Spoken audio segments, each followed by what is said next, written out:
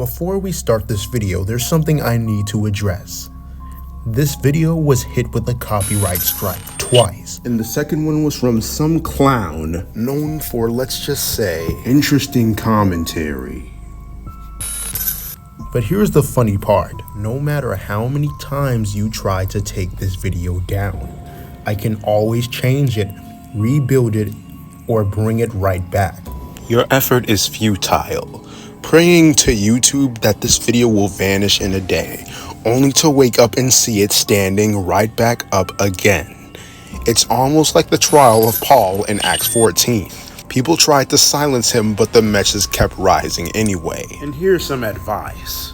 When someone tries something over and over again and it fails, like your effort to delete this video, that's called insanity. And I suggest it's time to turn off this video and search for a psychiatrist before it's too late. So with that out of the way, let's talk about the M. The mother of 6th Avenue. It gives New Yorkers an easy connection to the Avenue of Americas through Brooklyn or Queens. But the more you dive into the shenanigans of the M, the stranger the tale becomes. To be quite frank, the M brings more shortcomings than its virtues. Already 500 votes in from a recent poll, and the M Train's fan base is already crumbling towards life support. People like to say the M is this flexible modern service, but the truth is the M has gone through so many identity changes that it barely knows what it wants to be. It's basically the transit equivalent of a kid who keeps switching majors every semester. And the modern M we know today only exists because something else failed. After 2010, the M became a workaround for the V being cut, for budget issues, and for the need to give Northern Brooklyn something after the J and Z hit their limits. It's a patch job that somehow became permanent. Its route is a complete Frankenstein as well. It's part Nassau Street Legacy, part Myrtle Avenue Elevated, part I&D Queens Boulevard, and part we swear this makes sense on paper. That is why transit fans started calling it the Mystery Train as its nickname. Because what even is the M? Is it I&D or BMT? It runs through a BMT section with 8-car trains, but it carries an orange I&D bullet, the same DNA as the V. No other line has that many incompatible parents. And yet, despite all of this, the M is overhyped by people who don't actually ride it.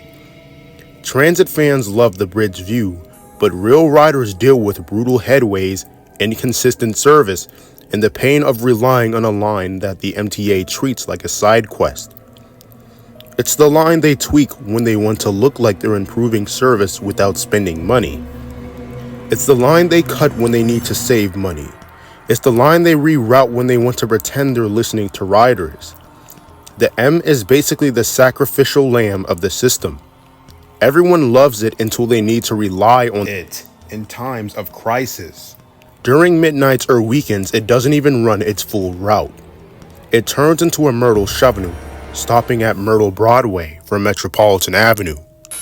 But when riders actually needed to go to 6th Avenue or Queens Boulevard, it's missing. And when trains interline with others and have to decrease their own timing so another train can fit, the whole trip takes twice as long. So like old school, you have to use the J to Delancey Street for the F line. What makes it worse is that in 6th Avenue, the B isn't even running during these schedule changes. So only half of the actual branch is operating. F riders deal with the Essex transfer, and so did I. When the M stalled, I take the F to Delancey and battle those ridiculous stairs. And when the M disappeared on Queens Boulevard, as punishment, you were stuck waiting 20 minutes for an R train, the only local service that could get you back into Manhattan. At that point, you start to wonder if the M stands for mystery or missing.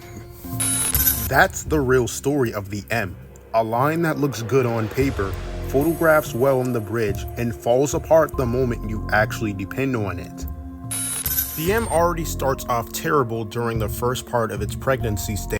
Wait, what? The M already starts off terrible during the very first part of its journey. Sure, it has a useful connection to the L at Wyckoff Avenue, but that's really it. But the moment it reaches Myrtle Avenue Broadway, everything goes downhill. This is the most controversial junction in the subway that nobody really talks about. One of the only places in the entire MTA infrastructure that still uses grade level track switches like it's stuck in another century. Because of that setup, every Queens-bound M train at Myrtle Broadway ends up delaying the J trains by cutting in front of it. While that's happening, you've got a J train stuck at Kosciuszko Street and another J sitting on the center track, all because the MTA prioritizes the M first, even though the M is clearly the slower local line and takes longer to clear the path than the J does. And this problem would be entirely avoided if MTA took notes on the vanished Nukenregen's plan. Most updated MTA systems use flyover junctions. One line goes over or under every others, so trains in the opposite direction never meet head-on. In contrast to grade level junctions, subway lines are forced to interline with that certain route in both directions, which doubles delays. The J and Z have to turn the other cheek and let the M cut in front of it, like a comedian with a low esteem who constantly gets heckled by the audience. The M's junction is a very sharp turn, so it takes 1 or 2 minutes for the M to actually clear the path. The sad part about this is the J and Z only interline with one other service, and out of all of the lines they could have been paired with, they're stuck with a terrible junction. Despite the M being one of my home lines, this junction turned it into my personal nemesis. As a former Malcolm X Boulevard resident, I could walk between the A, C, or the J, M, or Z trains. Whenever I needed the J and Z to get to Chinatown or towards Queens, a Queens-bound M would always roll up like an unwanted guest before the J arrives, ruining my plans. And then as soon as the J looked like it was arriving, a Manhattan-bound M spawns out of nowhere and blocked the path. It's like the M was playing a cruel game of keep away with my commute, like that one ugly woman in the friend group who C-blocks you from the only attractive woman in the group. And when J trains had to switch tracks toward Queens, they'd always let the M pass first. Passengers will be having an M train cross ahead of us. Once it clears, we'll get moving again. Thank you for your patience.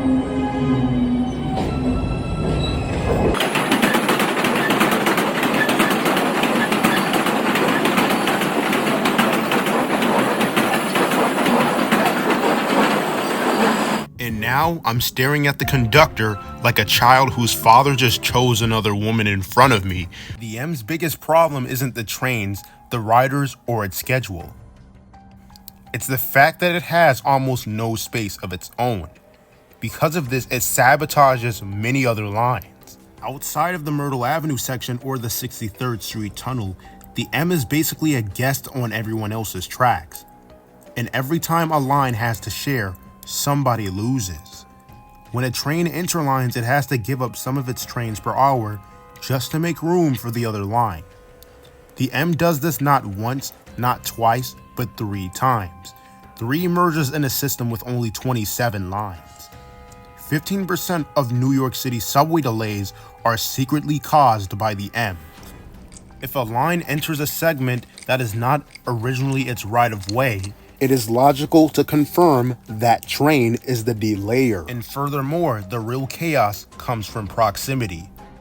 At 36th Street, the M merges with the R, and the R is barely holding itself together on Broadway between the antics of the N and the W trains. And just a few stations away at Queens Plaza, it connects with the E and F. And the R train has to time itself properly with the M, even with communications-based train control. That means any slowdown on the M doesn't just hit the R, it creeps into the E and F as well. And the F itself interlines with the M. One hesitation or bottleneck and suddenly you're not looking at 15% of delays anymore. You're looking at something closer to 18 just from the ripple effect. This is the real reason the M is the system's silent saboteur. It's not unreliable because it's bad.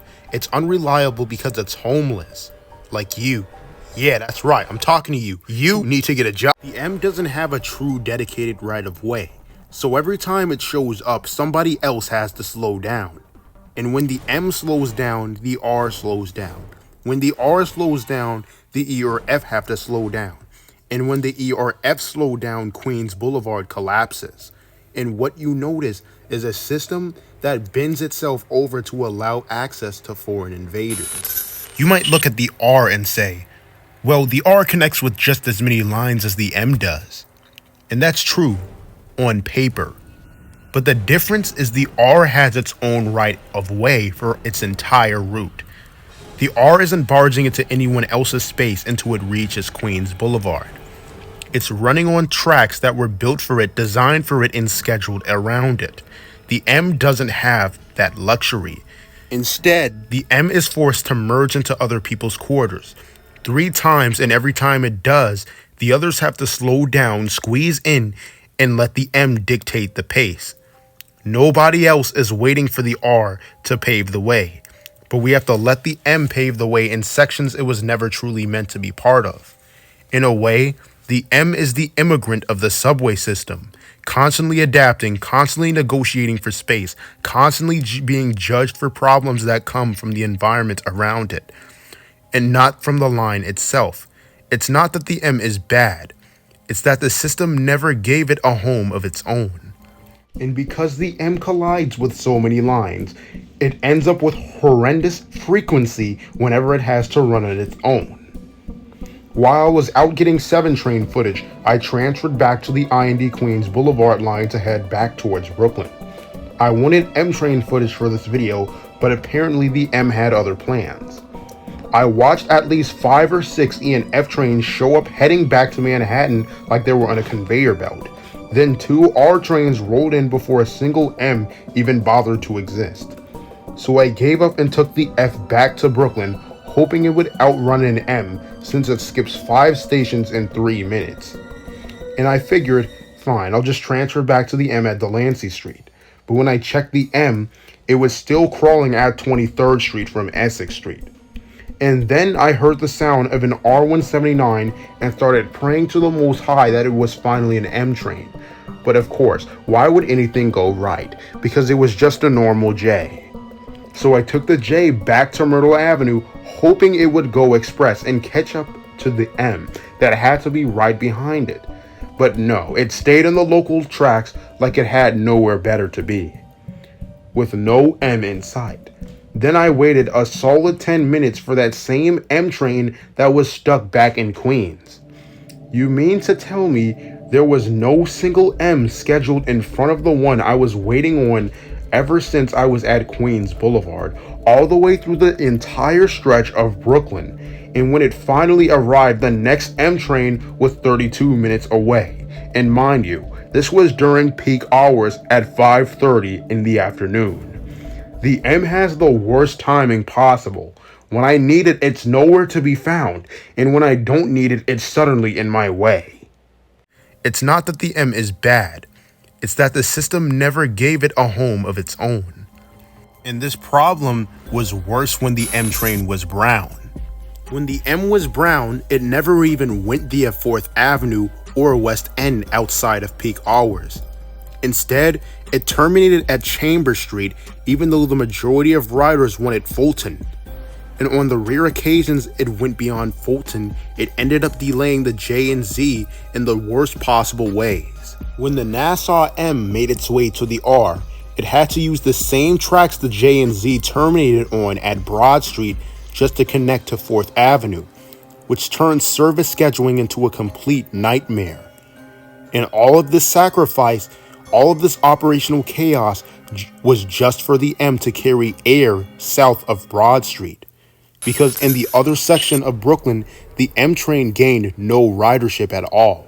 South of Broad Street, Nobody used the MD at the 4th Avenue section because riders weren't trying to go from Brooklyn to Manhattan and then back to another part of Brooklyn. That routing never made logical sense for the people who actually lived along the line. If you wanted to go to Bed-Stuy to downtown Brooklyn, the B52 or the B54 bus was your go-to, getting you from Broadway to J Street in under 20 minutes.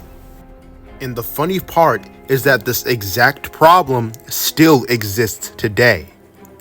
The current M goes from Queens to Brooklyn to Manhattan and then back to another part of Queens. And what makes this even weirder is that the IBX is going to connect to the M's Metropolitan Avenue terminal and run to Jackson Heights, which is only 5 intermediate stops west of Continental Avenue, the other terminus of the M. The line basically loops around the city just to end up right next to itself. But back to the Brown M. Not only did it carry air through 1st Avenue, but it interlined in the most questionable methods possible. It used the same grade level junction style, the same one that's been disrupting the J and Z for 100 years. And the BMT decided to use it again on the R. It was chaos layered on top of chaos. This is why I believe the Brown M was the worst line the MTA ever created, and the only train to use 2 grade level junctions within a single route. At this point, the Brown R train honestly sounds like it was better. Before 2011, the R dealt with more BS than it does today. It was constantly delayed because it already had to share space with the G and V at Queens Boulevard, while also dealing with the N and W's antics through Broadway. The R was basically everybody's punching bag, absorbing delays from every direction. And now, after all of that history, the R train is handed the same source of PTSD all over again on its way to Brooklyn. The Brown M basically said, hey man, before you go to Brooklyn, let me hit you with the worst junction of all time. The M has a weird history of sabotaging the R train ever since the beginning of time. No matter what color it was or where it operated. Somehow in every era, the M finds a way to make the R's life As miserable as possible. But the story doesn't end here. After the R is forced to share space with the M on 4th Avenue, suddenly the M goes bipolar on 36th Street, switching over to the D's tracks via West End like it's having an identity crisis in real time. This absolutely played a role in delaying the uptown Manhattan-bound R trains. And the D train, which already had a long history of questionable headways thanks to being dragged into interline politics with the A, B, or N, now had to share space with the M, a line at that time which carried nothing but air. During the West End section, there was also a common misconception the M operated on the Middle Express tracks. It didn't. It ran on the normal local tracks from 9th Avenue and then abruptly ended at Bay Parkway. Because of that, the D train had to use the middle track to get past the M. And for the icing on the cake, the Brown M had to clear the local track as fast as possible because it only had one track to terminate on. If another Brown M was waiting behind it, the D trains were stuck and trapped behind the M with nowhere to go. The M never truly had any place of its own. It's simply a homeless wanderer, drifting from line to line, terminal to terminal, never settling anywhere that actually belongs to it. And while the Nassau M was far worse than the Orange M, the Orange M still carries that same entitlement, refusing to leave property it never owned in the first place. It shows up abruptly, plants its flag, and agony is displayed toward the other, while the M acts like everyone else is the problem. This is gonna piss off a lot of foamers, but the Brown M was basically Peanut from Baby Boy, standing there all day trying to sell one dress and failing miserably. Metaphorically, the Brown M was that dress, the one nobody asked for, nobody wanted, and ultimately nobody was ever going to buy. The M is useful now, sure, but ask yourself this: is it worth sacrificing the dignity of so many other lines just to keep it running the way it does today? At this point, the simplest solution would be to demote the M train to a shuttle between Myrtle Broadway and Metropolitan Avenue, and make a new extension to the G. Reopen the abandoned upper level platform at Myrtle Avenue to support that shuttle, and let the J replace the entire M section by running through 6th Avenue and Queens Boulevard, while the Z covers the BMT stretch toward Broad Street. And if the Z is already taking over the BMT section, it could run Broadway local and terminate at Broadway Junction, because the J would go express to Manhattan while slowly gaining more ridership. From Broadway Junction to Myrtle Avenue to Marcy Avenue. The Z is just a supplemental local during the 3-track section, while the J functions as the express service it was meant to be, something the M currently prevents. Doing so would finally allow the J and Z to run proper express service again, because the middle track east of Myrtle Broadway is currently unusable thanks to the M. With the M out of the way, the J could actually balance its frequencies instead of being forced to wait behind a slower line. Think about it. If the J absorbed the M, which was already recycled V, the J would instantly become a stronger line. And if the Z dropped the skip-stop cosplay and just ran like a normal express train from Marcy to Myrtle to Broadway Junction, the entire Broadway corridor would finally function like it was supposed to. The J and Z would have an entire dedicated section of tracks without interference in Brooklyn. This would balance the possible de-interlining problems the J would have through 6th Avenue or Queens Boulevard.